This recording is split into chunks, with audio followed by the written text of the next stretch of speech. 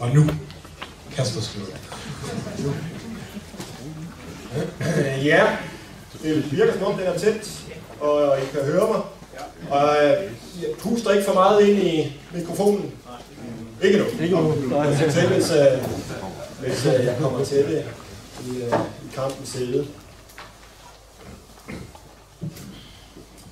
Jamen, tusind tak for invitationen. Og tak for præsentationen, David, og for dit muntre oplæg. Jeg synes jo også, at arrangørerne måske kunne have hævet ambitionsniveauet lidt og få bragt den russiske udenrigsminister til at deltage i dagens konference. Det kunne da være spændende. I hans fravær, så må jeg jo prøve at repræsentere Rusland. Spøj til side, men altså, debatten er jo nogle gange sådan, at hvis man prøver at forklare og måske forstå Rusland, så bliver man hurtigt udnævnt som Putin-apologet. Det er også hent for mig, men altså, vi kender jo hvad skal man sige, strukturen i debatten. Hvis man prøver at nuancere det en lille smule, så får man hurtigt påhæftet nogle ting, som man ikke rigtig kan stå ved. Den nye verdensorden er temaet, og det er jo i sandhed et aktuelt og brændende tema, for det er jo forandringsvinde, der for tiden suser i tidens store hjul. Det tror jeg, vi alle kan blive enige om. Man behøver bare at sige Kina, Rusland, Brexit, Trump og Le Pen, højrepopulismen i Europa, så har vi sporet os lidt ind på, hvad det er for nogle enorme skred, vi er vidne til for tiden. Mit oplæg her næste 45 minutter, sådan cirka, vil dreje sig om en beskrivelse af, hvad det er for en verdensorden, vi er trådt ind i, vores multipolære verdensorden, som jeg kalder det. Det vil jeg indlede med at sige lidt om, og så vil jeg komme ganske kort ind på den politiske omorganisering, vi ser i Vesten med det, der bliver kaldt højrepopulismens fremmarch. Og så vil jeg slutte af med at sige nogle ord om, hvordan fremtiden vil se ud, måske vil se ud, og hvordan vi i Vesten skal agere, ikke mindst udenrigspolitisk i forhold til de her nye skred i verdensordenen. Lyder det stadigvæk fornuftigt? Ja. Der er ikke for meget forstyrrende elementer. Godt. Det første, jeg vil sige lidt om, er den gamle verdensorden.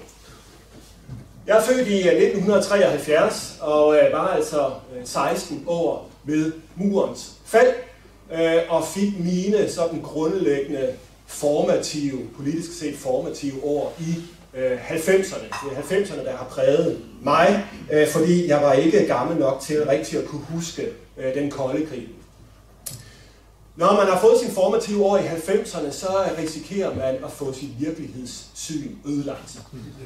Af den simple grund, at 90'erne var et mærkeligt årti, set sådan verdenshistorisk. Muren var faldet i 89. Vesten havde overvundet sin ideologiske konkurrent i kommunismen.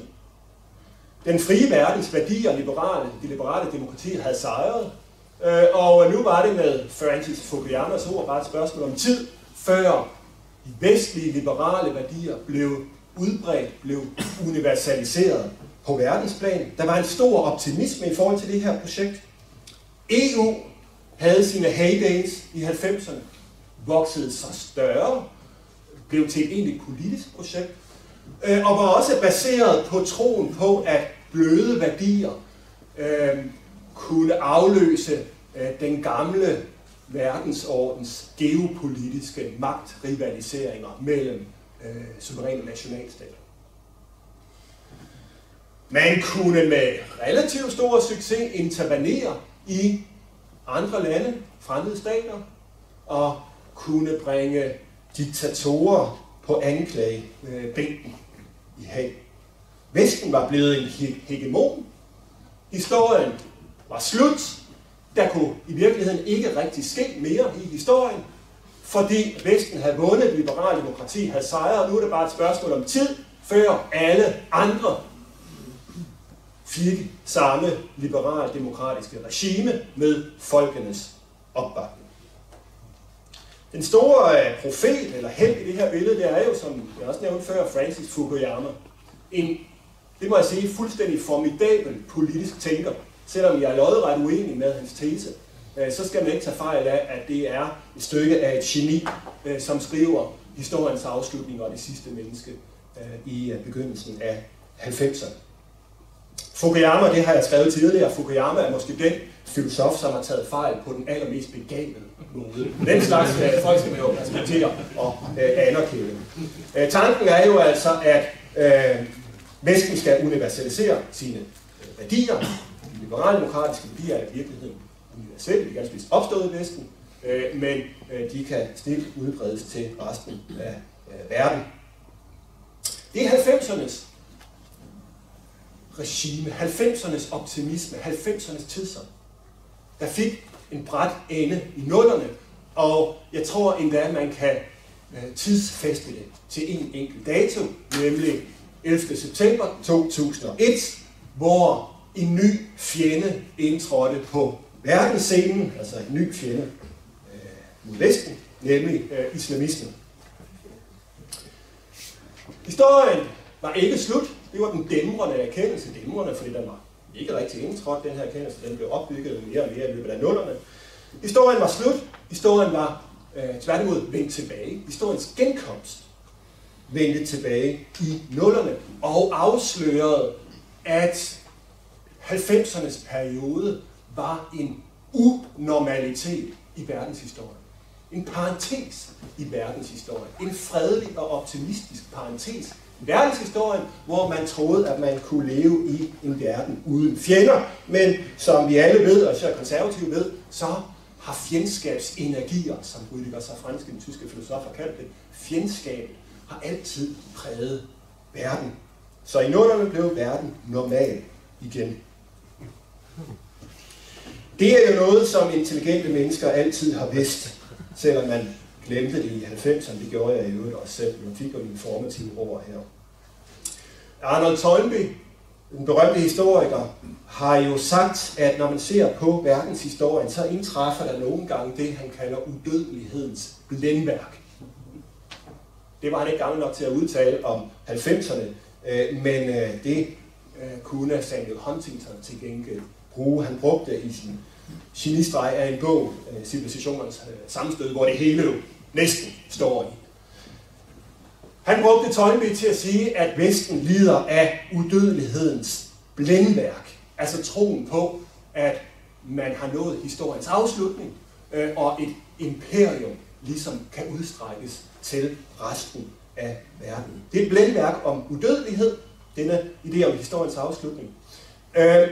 Og det, som var interessant med Toynbee, det var, at han viste, når de her idéer optrådte, eller opstod i en civilisation, så var det ikke bare forkert, altså blændværk, så var det det første tegn på en forestående undergang for selvsamme civilisation. Altså et varsel om dystre tider forude. Et varsel om undergang.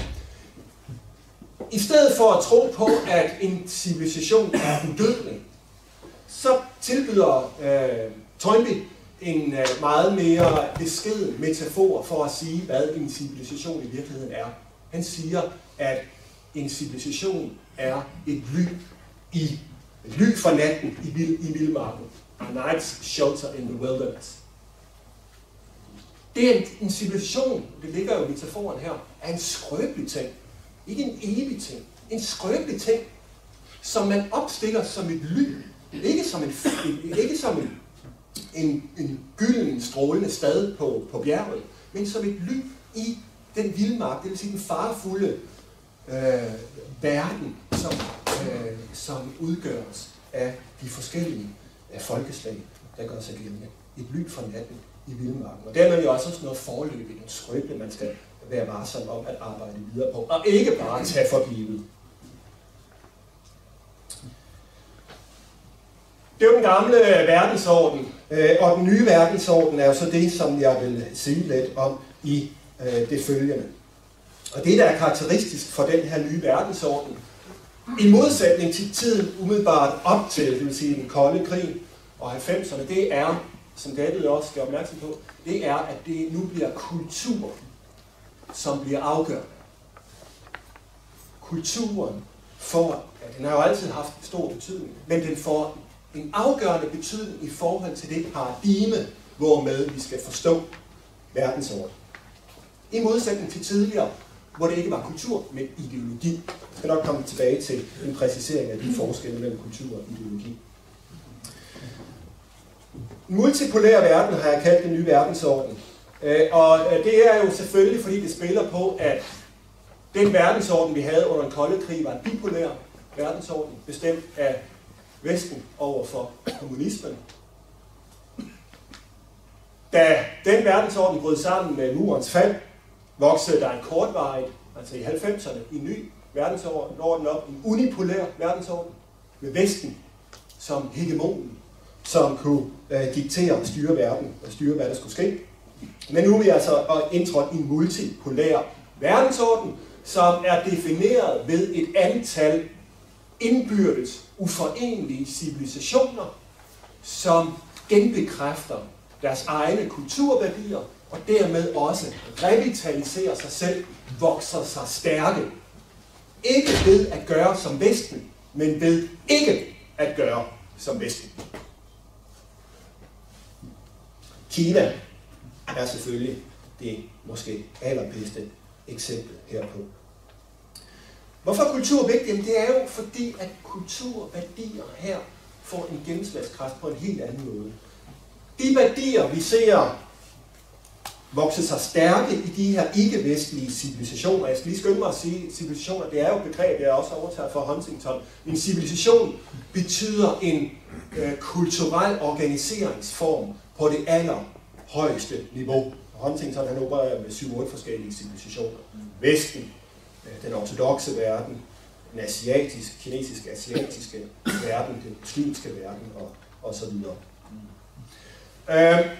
De her værdier, som de andre civilisationer placerer sig på, det er værdier, som står i modsætning til de grundlæggende værdier i Vesten. Det er værdier, som understregning af kollektivets betydning. Familien, staten, kirken. I modsætning til individets betydning i Vesten. Det er sådan noget som hierarki, i modsætning til egalitarisme, som vi kender i Vesten. Det er sådan noget som autoritet. Masser af de her civilisationer, deres politiske organiseringsformer, er jo autokrati. Altså autoritet som noget afgørende. Det er sådan noget som disciplin, som orden og som religionens betydning. Huntington formulerer det meget godt og meget, skal vi sige, bonmoragtigt, når han siger, at de værdier, der er vigtigst i Vesten, er de mindst vigtige i verden. De værdier, der er vigtigst i Vesten, er de mindst vigtige i verden. En fantastisk formulering, fordi han jo her vil sige, at sådan noget som individualisme, sekularisme, som vi nok holder for de vigtigste værdier i Vesten, det er ikke de vigtigste i ikke-Vesten. Han siger ikke, at de ikke findes uden for Vesten. Han siger bare, at de ikke er de vigtigste. Det vil sige, de bliver indlejret i et værdihierarki, hvor de indtager en lavere position. En kollektiv autoritet, disciplin, orden, hierarki osv. Så Huntingtons paradigme her er altså det modsatte end Fukuyamas. Huntington formulerede paradigmet i 93 i en artikel og udbyggede det så i en bog i 96, og de siger jo noget om, at Huntington var et stykke af et geni, når han allerede dengang kunne skrive så profetisk om det, der siden skulle ske, selvom han faktisk er blevet forhånet i akademierne. I hvert fald, når jeg har været ude på konferencer rundt omkring. Folk er optaget af Fukuyama snarere end af Huntington, og bryder sig ikke om Huntingtons paradigme. Og det er, en del af grundene er jo, at jeg misforstået, hvad Huntington vil. Huntington med titlen Civilisationernes sammenstød, men han jo ikke opfordrer til, at det her sammenstød finder sted. Han vil tværtimod forsøge at undgå det. Og dermed udfolder han en ny paradigme, som skal gøres bedre til at forstå verden, så vi kan undgå civilisationernes sammenstød. Så Så Huntingtons vision her, som bliver til virkelighed, det er altså, at Vesten er i relativt forfald. Ikke-vestlige civilisationer revitaliserer. Og det gør de ved at genbekræfte deres egne kulturværdier, deres nogle steder 1000 år lange kulturtraditioner, og får succes ved at gøre det, og udvikler regimer, som er autokratiske af væksten, hvis ikke decideret teokratiske. Så inden jeg lige kigger på nogle eksempler på de her civilisationer, så vil jeg lige dvæle et øjeblik ved et spor, som David også kom ind på, nemlig det her om Vesten i forfald. For det er en del af billedet. Ideen er ikke, at Vesten ikke længere er den stærkeste magt, ikke længere en supermagt. Skal vi sige USA ikke længere. Det er det. Det er det. Men USA's Vestens magt er blevet svækket. Og det skyldes de her forfaldssymptomer, som har ydre årsager, men i virkeligheden indre årsager. Jeg nævner lige nogle stykker for at blive det mundre hjørne til C.V. Jørgensens ord. Afkristning. Altså det allervigtigste i en kultur, i en civilisation, det er religion. Hvad man vil det. Og når Vesten afkristnes, så mister vi altså også store dele af det grundlag, vi har bygget på. Demografisk forfald. I Vesten føder vi ganske enkelt ikke tilstrækkelige børn. Vi gider ikke. Vi har travlt med alle mulige andre ting. Skal man være grov, så kan man sige, at en selvisk hedonisme med lystopfyldelse uden moralske skranker er gået vesterlændinge i blodet. Vi ser parallelt samfund, som består af millioner af indvandrere, som ikke har ønsket at integrere sig eller assimilere sig til den vestlige kernekultur, men i stedet fastholde deres egne kulturværdier. Og de her parallelsamfund, som vi ser overalt i Vesten, vi ser i Vesteuropa, bliver flere i antal, de bliver større i antal af mennesker, der bebor de her parallelsamfund, og de bliver dybere i den forstand, at de mennesker, der bebor dem, bliver mere og mere, skal vi sige, islamiseret. Det siger jeg ikke for at demonisere, det siger jeg som et udtryk for, at man i højere og højere grad bekender sig til nogle kulturtraditioner og værdier, som ikke ligner Vestens, og måske endda står i modstrid med Vestens værdier. Vi kender det jo selvfølgelig allertydeligst fra de muslimske parallelsamfund i Vesten. Så flere, større og dybere. Det lyder som en slogan fra den olympiske ege, men det handler altså om parallelsamfund i Vesten. Økonomisk krise, gældskrise, finanskrise osv. her er jo også Vesten. Et forfald i arbejdsetikken. Vi arbejder ikke så meget, uddanner os ikke så meget som tidligere. Det er noget, som den britiske historiker Niall Ferguson har skrevet meget om, især den bog, der er Civilization, også en fremragende bog. Han har også en masse tal og så videre, men det han gør en pointe ud af, det er, at forfaldet i arbejdsetikken er næsten det værste forfald. Fordi tidligere i historien, når der har været kriser og opbrud, så har det været arbejdsetikken, det disciplinerede forsøg på at genoprette den gamle orden, der har været det, der har reddet Vesten. Hvis man ikke gider mere, så falder huset sammen. Familiens opløsning kunne nævnes, og man kunne nævne sin svækkede identitetsfølelse. Hvem er vi? Mange ikke svarer det, og det er næsten forbudt at stille spørgsmål. Fordi vi alle sammen skal være universelle. Vi må ikke være partikulære i vores identitetsforståelse. Manglende evne til at vedligeholde vores kulturarv. Måske tydeligst kommer det her frem på området som ytringsfrihed.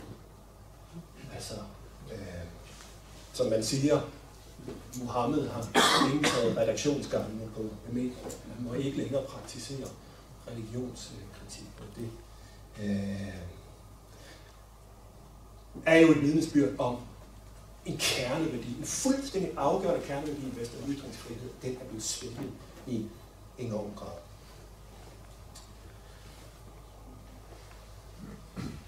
Kultur er altså vigtigst i det her paradigme. Og hvorfor er det det? Ja, det er jo selvfølgelig fordi, at alle store civilisationer grundlægger sig på kultur og kulturværdier. Det siger næsten sig selv. Og det står altså i modsætning til et paradigme, som under en kold krig fokuserer meget på ideologi. På den liberal-demokratiske vestlige verden overfor den kommunistiske, sovjetkommunismens østlige verden. Kultur stikker meget dybere end ideologi. Kultur har noget at gøre med det allermest elementære i menneskers liv, nemlig identitet. Helt grundlæggende. Hvor ideologi er en mere overfladisk størrelse. Jeg vil bare give et eksempel. Efter murens fald kunne overbeviste kommunister næsten overnight skifte deres tro på kommunismen ud med en tro på det liberale demokrati. Næsten overnight. Det krævede ikke særlig meget. Men kan man forestille sig, at en muslim konverterer til kristendommen overnight? Nej, det kan man selvfølgelig ikke. Heller ikke omvendt. Det kræver et langt forudgående identitetsarbejde, som kan være ekstremt omkostningsfuldt for den, der gennemgår den her proces. Man risikerer at miste venner og familie osv. Så kultur er meget, meget dybt forankret. Jeg siger ikke, at kultur er statisk, for det er det ikke. Det ændrer sig. Kultur ændrer sig. Men det gør langsomt. Rigtig langsomt. Og skulle man endnu være i tvivl, så kan man jo bare se på de indvandrere, vi har fået i Vesten. Langt de fleste af dem opretholder faktisk deres kulturelle identitet, på trods af, at de måske har boet i Vesten hele deres liv. For hver generation efterkommere, især muslimske efterkommere, bliver de mere, skal vi sige, fundamentalistiske, udtrykker i højere grad en bekræftelse af deres identitet som muslim. Det viser den store WZB-undersøgelse, Koopmans store undersøgelse, i Tyskland, hvor 10.000 mennesker blev spurgt om det her, hvor 75% af indvandrere fra 6 udvalgte lande mente, at der kun var én fortolkning af Koranen. Altså det er jo definitionen på fundamentalisme. Og jeg mener, det var 65% svarede religiøse love, står over sekulære love. Og det bliver forstærket fra generation til generation. Jeg røg i Detektor for at sige det her en gang i Deadline, men jeg lavede en hjælp på min blog, som kun en brøkdel så i forhold til, hvor mange der så Detektor. Man kan aldrig få ret, når man stiller op noget Detektor. Aldrig. Så jeg insisterede på, at jeg satte prikken det rigtige sted. Det var rigtigt det, jeg sagde. Så får de sidste ord, og sagde, du tager fejl. De havde ringet til men jeg ved ikke, om de havde sagt, at det var en højere nationalist, der havde brugt hans undersøgelser. Men det er altså god nok. Herhjemme har vi vilkårundersøgelser, viser det samme. Muslimer bliver år for år mere islamiseret. Jeg skal ikke lyde demoniseret, for jeg er ikke ude på at demonisere islam. Det er en af de store kulturer, civilisationer i verden. Den er bare meget forskellig fra Vesten. Hvorfor bliver muslimer så ikke som vesterlændinge? Det kunne jo have noget at gøre med det forfald, jeg omtalte før. At man ser på Vesten som æreløs, dekadent, som ugudelig osv. Godt. Lad mig nævne 6 eksempler på civilisationer, på kulturkredse, på stater, som viser, hvordan verden har ændret sig radikalt foran vores øjne de sidste, 10 år, 10-15 år. Det første eksempel, jeg vil nævne, det er Kina, som David var inde på. Det er jo fuldstændig unikt, hvad man har set i Kina de sidste 20-30 år. Unikt i verdenshistorien. Aldrig nogensinde har så mange mennesker på så kort tid blevet rejst, blevet hævet op fra fattigdom, som det er sket i Kina. Vækstraterne er enorme. Ikke engang da den industrielle udvikling i Vesten havde sine heydays, så man noget med til. Og det er vel at mærke sket, uden at det er destabiliseret land, i modsætning til Rusland i 90'erne. Det er jo helt utroligt, at Kina har kunne bevare sin enhed i så høj grad, det er blevet under så tumultariske udviklingsprocesser. Det skaber jo selvfølgelig en stormagt, det er klart. En civilisation, der rejser sig. Martin Jakes, den britiske forfatter, som jeg støtter mig meget til i min forståelse af Kina, har skrevet en helt formidabel bog om det her. En godt over 1000 sider tyk mursten, som jeg kun kan anbefale på det varmeste.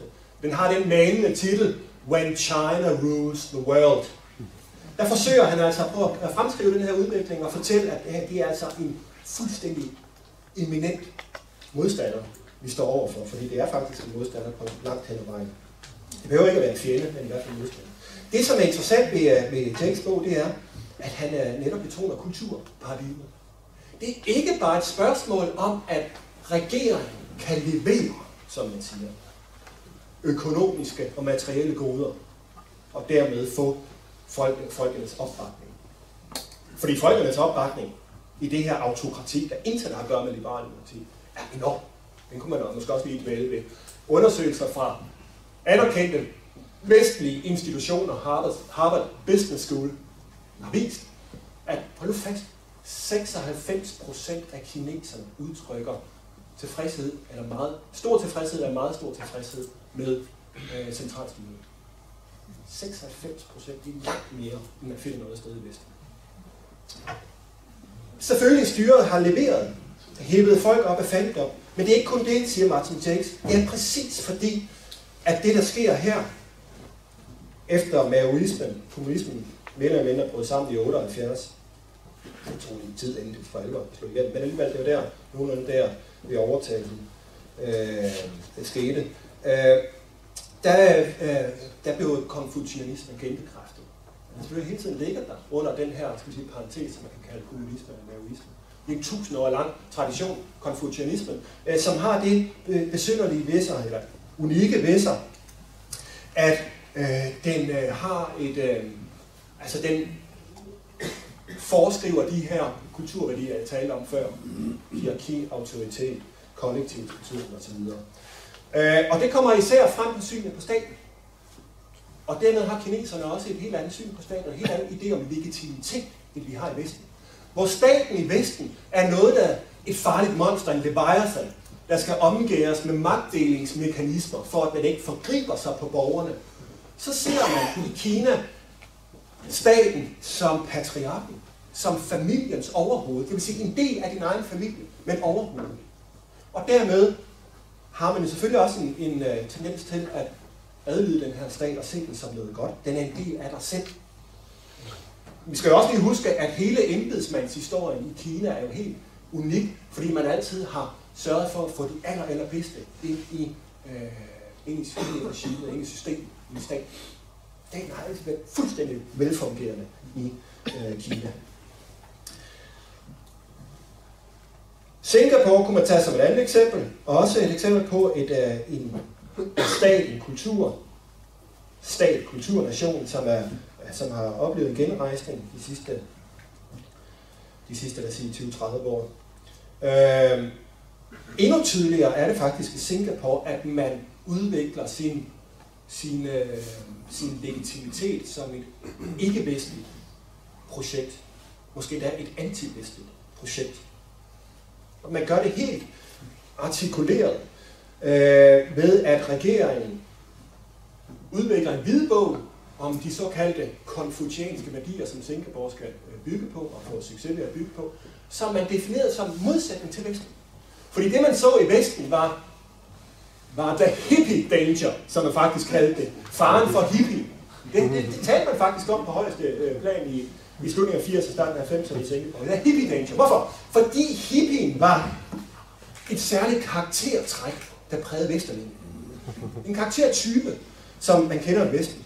Den lade, den dogne, den usonerede, den var langhåret, ikke gad at gøre noget ud af sig, ikke gad at arbejde, ikke troede på noget, ikke kun tænkte på sig selv og udleve sine egne behov osv. Det kan man selvfølgelig diskutere, og det er jo heller ikke sandt, som sådan en endegyldig sandhed. Men pointen er her, ikke om det er objektivt sandt, men om det styrker, om det genbekræfter det identitetsarbejde, man har gang i når man revitaliserer en civilisation.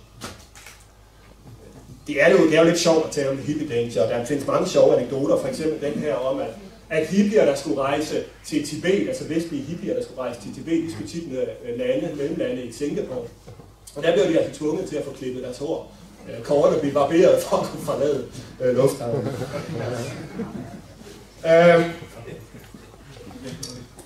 Kina, okay, vi tager et andet af de store eksempler, Rusland. Og så er det jo, at man gerne vil have haft udenrigsministeren ved sin højre hånd, fordi nu kommer jeg nok til at sige noget, som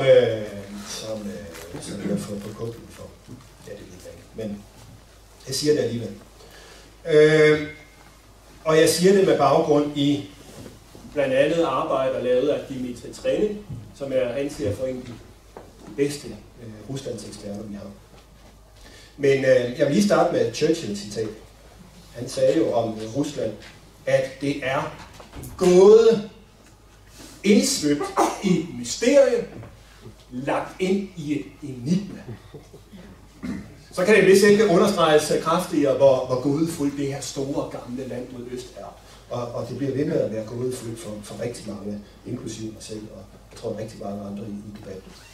En gåde, et mysterium, et enigma. En enigmatisk land. Hvorfor genrejses Rusland? Jamen det gør det jo, fordi at Putin kom til magten i 00'erne. Putin afløste et regime, som havde skabt kaos i 90'erne. Anarki, ran af offentlig ejendom osv. osv. En ydmygelse for russerne i 90'erne, hvor de følte, at de blev påtvunget en vestlig, liberal, demokratisk orden, som var fremmed for dem. Igen, jeg siger ikke det her, det er den endegyldige sandhed. Jeg siger, sådan er fortællingen i Rusland. Anarki i 90'erne, det emmer næsten lidt af Versailles-traktaten. Det her Tyskland, der opførte sig påtvunget en fremmed orden. Så kom Putin til, genrejste landet, gjorde det stort igen, økonomisk og militært, en spiller, man igen skulle regne med på verdensscenen, og befolkningen betalte med enorm opbakning.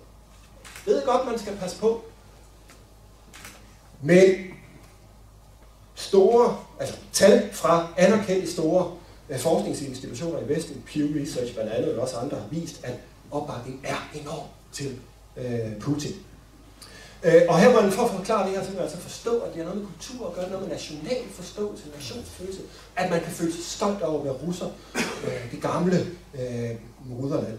Jeg mødte engang en filosof, en professor faktisk på en konference, en international konference engang, som sagde, at meget sjovt, altså en professor, en oplysningsmand, som sagde, at i Vesten, der tænker jeg jo kun på jer selv, men Rusland, der tænker vi på moder Rusland, vores land. Så det er altså træk, som man skal regne med det her. Det er ikke bare mystifikation. Og det er jo selvfølgelig også derfor, at man skal fortolke Rusland i dag som et land, som i nogen grad er kendetegnet ved revanchisme. Altså man nu igen vil genrejse sig og definere sig som modpart til det Vesten, som man følte var med til at ødelægge landet i 90'erne. Om det så er rigtigt eller forkert. Fuldstændig rigtigt eller fuldstændig forkert. Tyrkiet, det vi har set de seneste år her, det er ikke en tilnærmelse til Vesten. Selvom jeg ved godt, der er noget med nogle forhandlinger med EU. Nej, det er tværtimod et opgør med hele den pro-vestlige, kemalistiske tradition, som prægede Tyrkiet under den kolde krig.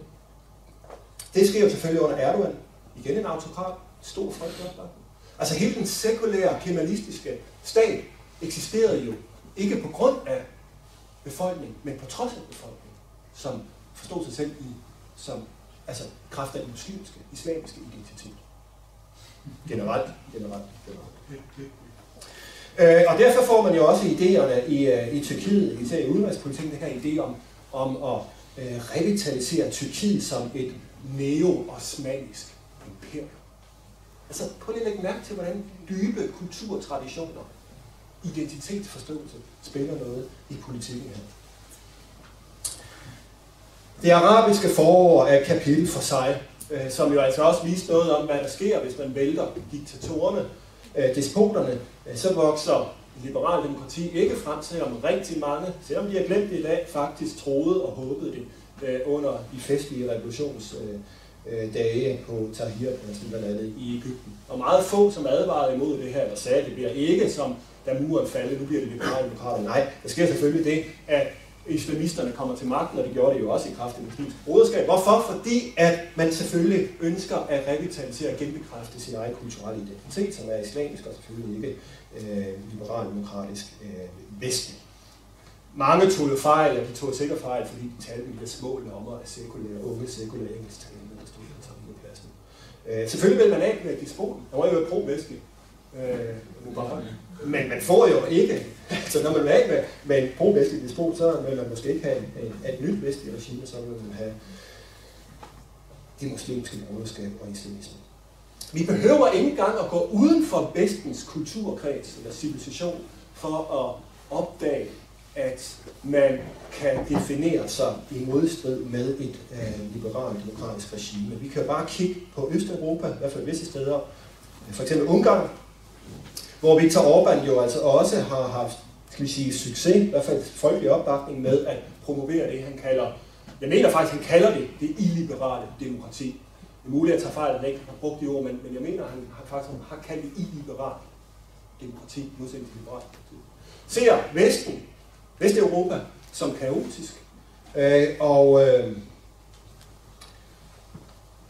flere i dag har jo nok også set hen til Ungarn og nogle af regeringerne i Østeuropa som en slags vejviser i natten i forhold til den migrationskrise, som vi oplever i dag. Det har jeg selv gjort.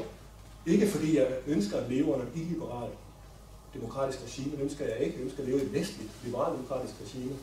Men jeg kan godt forstå, hvad det betyder, når man ser Angela Merkel og andre fuldstændig nedbryde grænserne og kaste kulturarven på historiens møde. I hvert fald ikke er villige til at forsvare den vestlige kulturarv. Det er jo i Østeuropa, grænserne bliver sikret, og nationalstaten bliver genbekræftet. At det så sker under et regime, som man ikke kan forbinde sig med, det er selvfølgelig en anden og også vigtig sag.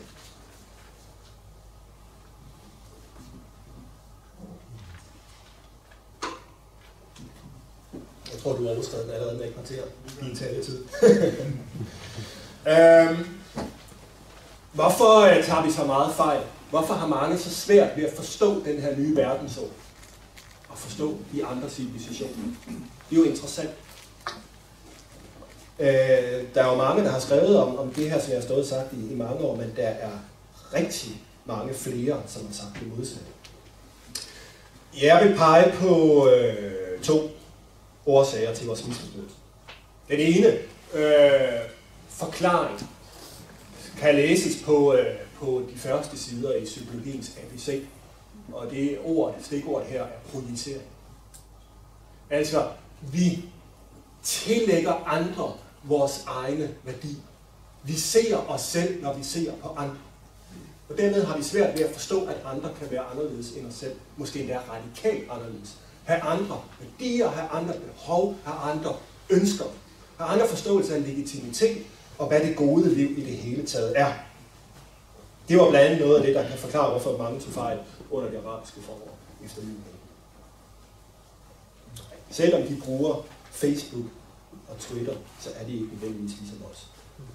Den anden lidt dybere forklaring på, hvorfor vi tager fejl, lidt mere kompliceret forklaring, det har at gøre med et syn på historie, altså en bestemt historieforståelse. Og den kan jeg godt tænke mig at dvæle lidt med, fordi det er en historieforståelse, som mange har arvet fra Francis Fukuyama, og som igen er virkelig godt tænkt. Men dermed er, skal vi sige, risikoen for, at man får et forkert opfattelse af historien og verden, jo altså også desto større. Fordi det er så fantastisk smukt argumenteret for i Fukuyamas bog. Historiens afslutning, jeg taler om. Søren Pind er måske en af de allermest prominente, jeg siger ikke begavede, men jeg siger prominente fortalere for den historieforståelse, som han arver fra Fukuyama, og som gør ham ud af stand til at se, hvordan verden i virkeligheden ser ud. Hvad går den ud på? Den går ud på, at historien forstås deterministisk. Der kun er én måde, historien forløber på. Ydermere er den her historieforståelse karakteriseret ved at være lineær og ved at være teleologisk. En lineær, teleologisk, universal historie. Hvad betyder det? Det betyder, man kan måske lave et andet billede af det, det betyder, at man forestiller sig historien som en ret opadgående linje, der forløber i den her ene retning, hen, det er det selvfølgelig lineære i det, hen mod et endemål, det er det teleologiske, ikke teologiske, men teleologiske, det betyder formålsrettet. Det forløber hen mod et endemål, som hedder liberal demokrati, nede fra et lavpunkt, man kan kalde det primitive samfund eller barbariet.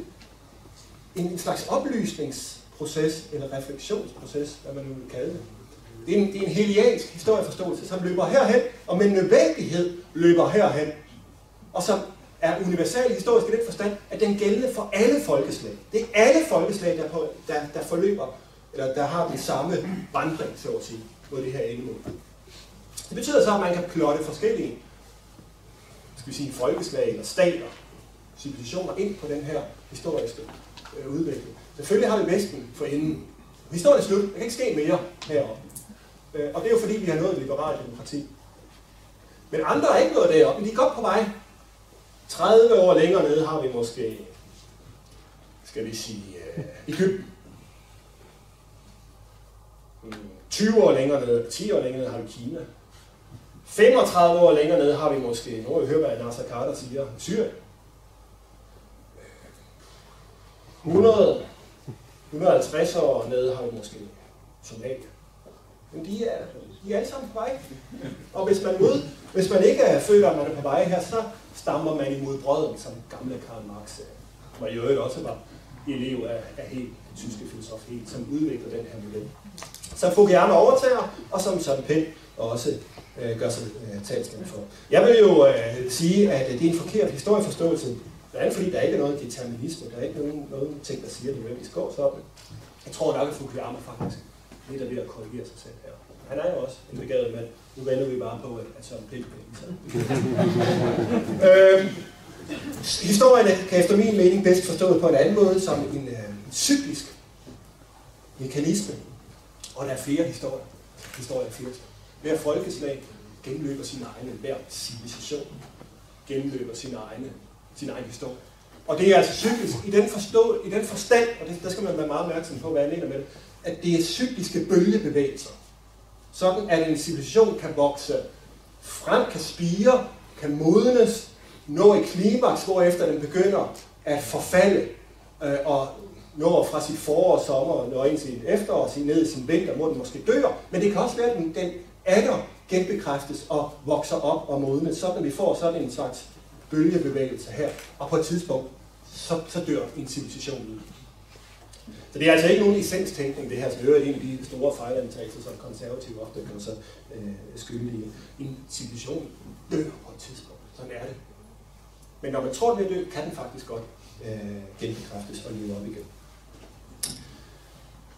Hvordan kan man sige, at historien er deterministisk og løber på en bestemt måde? Det kan man jo kun, hvis man mener, at historien har en bestemt logik. Hvis man kan finde ind i maskinrummet på historien, og dermed se, hvordan alle tandhjulene og så videre, de virker.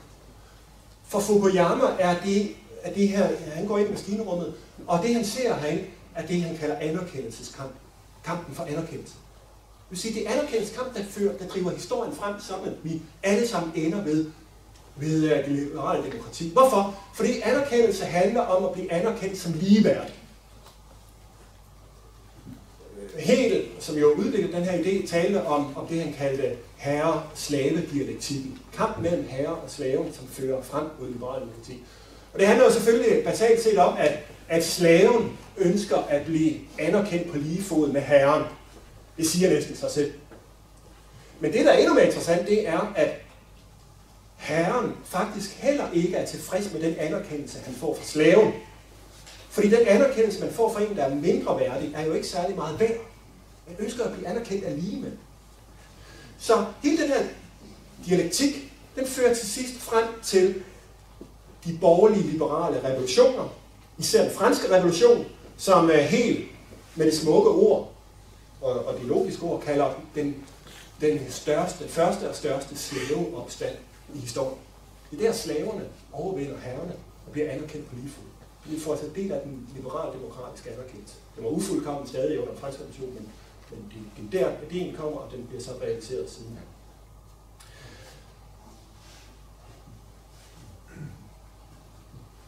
Så det er jo en lighedsbetragtning. Det er lighed. Alle mennesker stræber efter lighed, og derfor er der ikke andre systemer, andre regimer, end det liberale-demokratiske, der kan tilfredsstille den her trang til anerkendelse. Men der var Fukuyama altså virkelig genial. Han lavede faktisk sin bog, Historiens afslutning, munde ud i en skepsis over for det her. Den her model.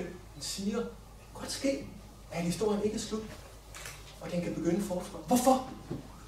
Og det er så her, han bruger Nietzsche som den store ting. Det er ikke Karl Marx, det er Nietzsche, der bliver vigtig. Fordi Nietzsche forstår, at den anerkendelse, du får fra en ligemand, den er i virkeligheden ikke ret meget værd. Fordi mennesker altid vil have trang til at hævde sig i forhold til andre. Eller som Nietzsche siger, anerkendelsens kvalitet er vigtigere end dets universalitet. Kvalitet er vigtigere end universalitet. Den universelle anerkendelse, den alle mennesker kan få bare ved at være mennesker, den er ikke ret meget værd. Nej, den anerkendelse, du får ved at være noget særligt, ved at hævde dig selv, den er vigtig. Og det bliver jo vigtigt, når man skal forstå de her nye bevægelser. Stolthed, thymos, hele det her begreb, der er indlagt i thymos, som Fukuyama også bruger, det gamle græske begreb, der handler om værdighed. Den værdighed, man kan tilskrive et menneske. Den bliver vigtig, fordi at så viser mennesket, at det ikke bare er tilfredsstillende med materielle goder, og ikke bare tilfredsstillende med universel, liberal, demokratisk anerkendelse. Nej, det trækker hele tiden efter noget mere. Og det mere, hvad er det så? Det kan for eksempel være ens religion, som ikke er demokratisk, som er præliberal, prædemokratisk. Eller det kan være nation. Anerkendelse ligger i en nation. Være medlem af en nation, som er noget særligt. Opgør med multikulturalisme, den her ligestilling af alle kulturer, kan også tolkes inden for det her billede. Vi er ikke tilfredse med bare at være lige så. Vores nationale kultur er ikke bare lige så god som alle andre. Nej, vi er noget andet, vi er bedre. Det kan både gælde nationale højrepopulistiske bevægelser i Europa, det kan også gælde muslimske bevægelser, som er utilfredse med liberale demokrati. Et forfladigende, æreløst, ugyldigt osv. Vi kan selv forestille rækken regime. Man ønsker at hævde sig til at blive noget mere. Det er jo i virkeligheden frygten for at ende som det sidste menneske. Fukuyamas bog hedder Historiens afslutning af det sidste menneske. Det sidste menneske er det malige menneske, der læner sig tilbage i den her materielle komfort, og nu bliver anerkendt som meget værd, bare ved at være menneske. Ikke ved at præstere noget særligt, men bare ved at være den der. Det er det sidste menneske, og det er det menneske, som Nietzsche foragter afsky. Og det første menneske, der er villig til at kæmpe for det, som han tror på, hun tror på. Det er mennesker, som er villige til at sætte livet på spil i kampen for rent immaterielle værdier. Tænk på sådan noget som Muhammed-krisen. Rent immateriel, symbolsk kamp, men fuldstændig livsvægtig kamp for rigtig mange.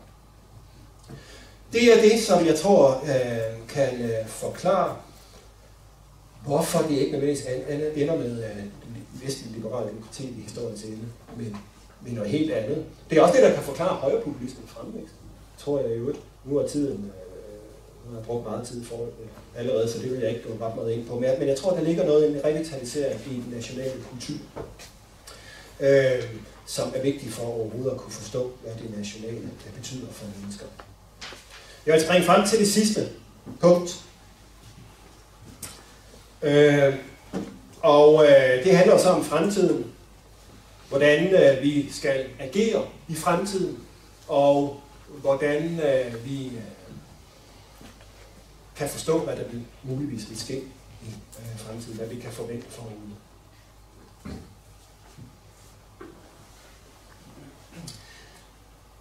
Det kræver i forhold til det første, altså hvad vi skal gøre, hvordan vi skal agere, så kræver det et opgør med universalisme. Og jeg plejer at formulere mig i alliteration, bogstav E. Jeg er jo litterat. Så jeg plejer at sige, at universalismen er falsk, farlig og forkastelig. Falsk, farlig og forkastelig. Falsk. Hvorfor er universalismen falsk? Ja, det er jo af de grunde, som jeg allerede har nævnt.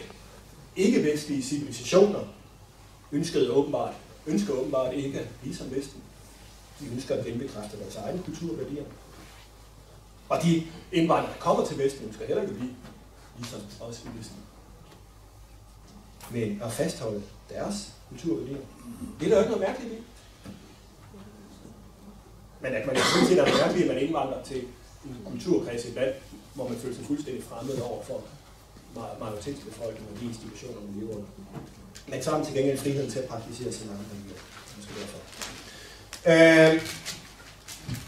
Så den er falsk, og dermed kan vi også sige, at Fukuyama ikke har fået ret. Men her skal vi være lidt forsigtige og sondre mellem to betydninger af universalismen. På den ene side, ideen om, at vestlige liberaldemokratiske værdier er universelle, det kan forstås i en deskriptiv betydning. Vi kan jo se på verden og iagttage, hvad der foregår. Og så må vi jo konstatere, at det gik ikke, som man havde troet og håbet i 90'erne. Resten af verden er ikke blevet liberaldemokratisk.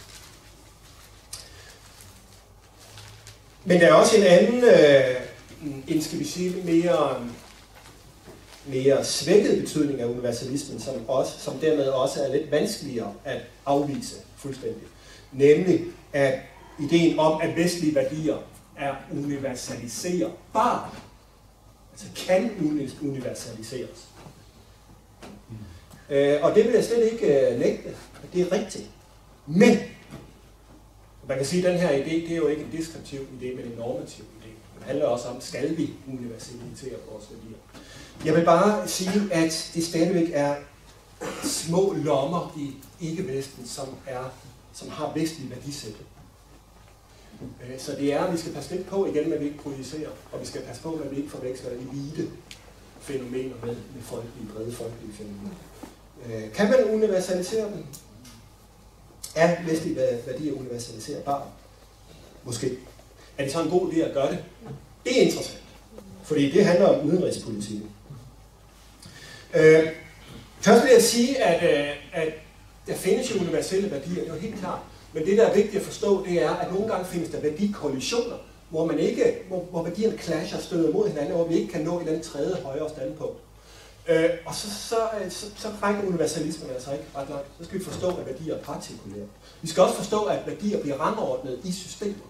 Det var det, jeg sagde før med, at altså, uden for Vesten kender man godt til idéer om individets betydning, men det finder bare en plads på lavere niveauer i værdihierarkiet.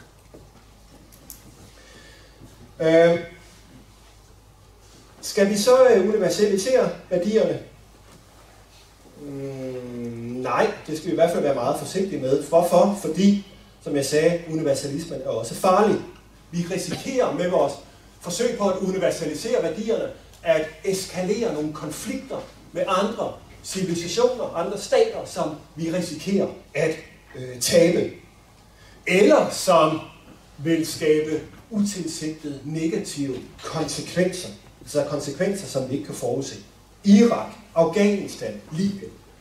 Fuldstændig efter min mening klokkeklare eksempler på det farlige ved at universalisere vestlige værdier. Det er jo så sket med magt ganske vist. Der er andre måder at gøre det på, men i hvert fald med magt skaber kaos, kaotiske tilstande, skaber flygtningestrømme, som vi undgælder for i Vesten. Og hvis vi går op mod Kina og Rusland, så risikerer vi altså også at fremtvinge nogle meget, meget alvorlige konflikter. Og vi risikerer at føre Rusland og Kina i armene på hinanden. Det var allerede ved at ske, ved at føre en konfrontatorisk politik over for Rusland. Det er farligt for Vesten. Det tredje punkt, moralsk forkastelig. Universalisering af værdierne moralsk forkastelig. Den mener jo, at det er hykleri eller dobbeltliberale forsøg at påtvinge andre vores egne værdier, at forme andre i vores eget billede. Som Huntington sagde, vores universalisme er de andres imperialisme. Altså det er godt, skal det se godt ud for os, men for andre, bob. Der er det måske ikke så rart. Hvad skal man så føre? Hvad for en udenrigspolitik skal man føre? Man skal føre det, som jeg kalder en realistisk udenrigspolitik, i modsætning til en idealistisk eller liberal udenrigspolitik. Og det er jo interessant at høre, hvad Nasser Carter siger senere i dag, fordi han har jo lidt andre synspunkter, end jeg har på det her spørgsmål, selvom han også kalder sig konservativ. Jeg vil jo mene, at den realistiske udenrigspolitik er konservativ og fuldstændig sammenklang med det, som jeg har redegjort for forudgående. Man kan sige, at hvor idealisme, altså liberale udenrigspolitik, betoner en værdibaseret tilgang til verden, og en aktivistisk forsøg, altid et aktivistisk forsøg på at sprede liberale værdier til resten af verden, nogle gange med magt endda, så betoner realismen interesser. Vi skal handle i forhold til det, der er i vores egen interesse. Hvor idealismen vil forbedre verden, så er realismen langt mere beskeden. Den siger, jamen vi skal undgå at forværre verden. Der er altså en betoningsforskel. Han skal ikke forbedre verden, vi skal undgå at forværre. Hvor idealismen handler ud fra moralske principper, der anses som absolutte. Sådan er det jo tit med moral. Man kan ikke forhandle. Enten er der et overgreb på, altså et humanitært overgreb, et overgreb på menneskeligheden. Det er jo begreber, man opererer med i en aktivistisk, idealistisk udenrigspolitik. Eller også er der ikke. Og hvis det er det, så skal man gå ind, så skal man gøre noget ved det. For det kan vi selvfølgelig ikke sidde overhøre. I modsætning til de her moralske principper som absolutte, der betoner realismen konsekvenserne af at handle. Vores handlingers konsekvenser. Hvad er udfaldet af det? Det kan godt ske, at man kan have fine idéer, men det er meget muligt, at det fremtvinger meget, meget frygtelige tilstande. Vejen til helvede er jo brolagt med gode forsætter. Et af dem det er at nå at synge sange inden for den time, som også er tilrettet til oplæg. Så jeg tænker nu synes det bliver retfærdighedsparadigme, og siger, at i stedet for at bruge komparativ retfærdighed, så bruger vi absolut retfærdighed. Der er cirka 1 minut tilbage, så kan vi nå at holde resten af konferencen ud. Så det Okay, det gør jeg meget hurtigt så. Må jeg have lov til lige at afslutte det hurtigt? Ja, selvfølgelig. Godt, på 1 minut. Strategien er ofte blevet kaldt offshore balancing, og det er en strategi, som er blevet fremført af John Mearsheimer, som jo altså går ud på, at man skal forblive ude fra kysten og ikke gribe ind, men i stedet skal man sørge for at få lokale aktører til at balancere hinanden. Man søger altså magtbalance i det her regime, og man søger at inddæmme andre stater, når de truer med at udvikle sig til hegemoner. Man kan sige, at den her strategi den kræver meget koldblodighed, fordi det er man skal virkelig være påpasselig med ikke at gå ind ret mange gange, og når man så gør det, så skal man gøre det med stor kraft. Så man kan jo selvfølgelig spørge, om Trump med hans impulsivitet er den rette til at iværksætte offshore balancing paradigmet. Det aller sidste, jeg vil sige så, hvis det skal være på den måde, så skal det jo så åbenbart være, at jeg får lov til at uddybe lidt senere. Jeg tror bestemt, at vi kommer ind på noget. Mit slagord, det er nationale hjemme, multikulturelle ude. Vi skal restaurere vores nationalstater, vi skal få orden på vores europæiske vestlige hus, og så skal vi anerkende, at verden består af uforenelige civilisationer, som vi skal forsøge at forhandle med og komme i kontakt med, når opnå gensidig anerkendelse, ikke ved at universalisere med vores værdier, men ved at mødes ud fra noget meget mere beskedent, nemlig vores fælles berøringspunkter. Således